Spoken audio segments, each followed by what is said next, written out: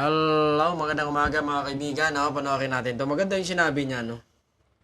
Dapat natin tutukan ang impeachment ni Sara kasi pag na ito nakalusot, ha? Patay ka na madiga! Ay, patay. Ano ba eh? Panoorin natin si Quistan. Ewan ko kung nanalo tong konsehal, no? Makbo tong konsehal ng Mandaluyong eh. Wala tayong update kung nanalo siya. Pero tama yung mga pinagsasabi niya. I-analyze natin, magbigay tayo ng mga reaksyon mga kaibigan sa mga blow by blow mga sinasabi niya. Okay, panoorin natin to. Mga hindi naka-follow sa kanya, follow nyo follow nyo, followin nyo.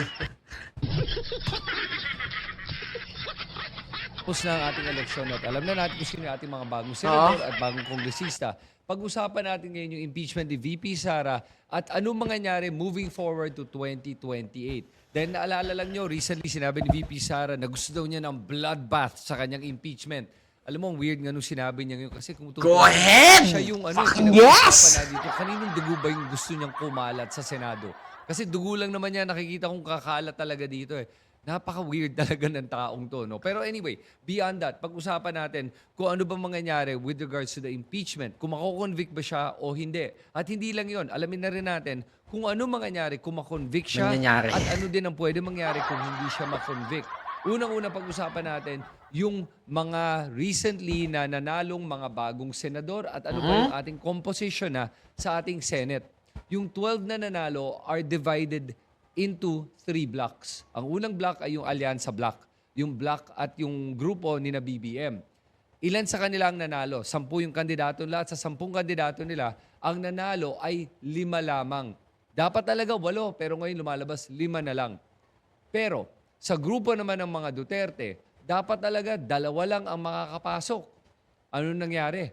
Imbis na 2 lang, 5 ang nakapasok. Dahil yung dalawa, si Camille Villar at saka si Amy Marcos ay dating alyansa. Lumipat sa side at sa kampo ng mga Duterte. Tapos nakapasok pa si Marcoleta. On top of Bongo at Bato de la Rosa completes the 5 na naging parte ng Duterte Bloc.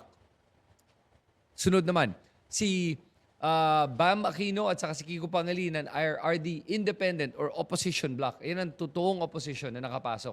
And those 3 groups is what comprises the new batch of senators. Ngayon, ipasok natin yan sa mga current na mga senators na nakaupo ngayon at tignan nga natin kung ano ba yung composition ng ating Senado, kung ilan ang kumakampi o kaalyado ng ating presidente. Tignan din natin kung ilan yung kaalyado ni na Duterte at tignan nga natin kung ilan dito ang mga independent o kaya true oppositions. Okay, umpisa na natin to. Unang-una, usapan natin yung mga Marcos-aligned senators. Lumalabas dito na pag tinignan natin, 10 sa kanila ay most likely aligned with the Marcoses. Hindi ko alam kung they're really aligned. I'm just assuming based on yung mga nakikita natin mga pronouncements sila, mga statements sila, at political leaning sila. Si Raffy Tulfo, Chis Escudero, Pia Cayetano, Lito Lapid, Sherwin Gatchalian, Mig Zubiri, Joel Villanueva, JV Ejercito, and Tito Sonto. So lumalabas dito, 9 are Marcos-aligned senators. Sunod naman dito, ilan yung naka-align sa mga Duterte? Well, yung ating dalawang bagong senador, mukhang naka-align sa mga Duterte, si Amy Marcos, Camille Villar, kapatid ni Camille, si Mark Villar, Bongo, Bato de la Rosa, Rodante Marcoleta, si Robin Padilla, Jinggoy Estrada at Alan Peter Cayetano. Yun naman ang mga aligned. At lumalabas dito ay 9 silang aligned sa mga Duterte.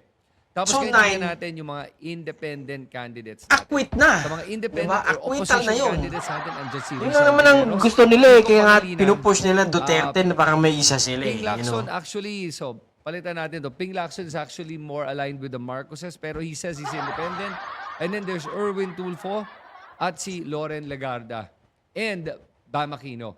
So kung tinignan mo dito kung either si Ping is aligned with the Marcoses o kaya si Erwin Tulfo aligned with the Marcoses, let's say, then lumalabas ay 5 yung independent or opposition candidates. So ngayon, based on this, ano ba ang kailangan ng ating Senado? Ilang boto ang kailangan nila para ma-convict si VP Sara sa kanyang impeachment trial?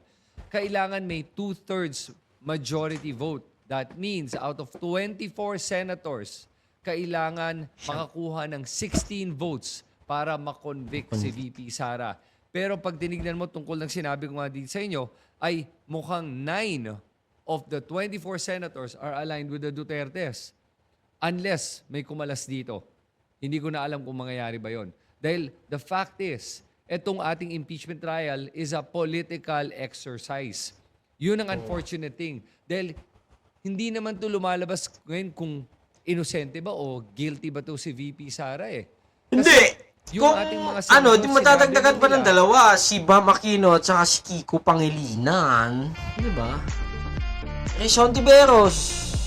Dagdag mo yun.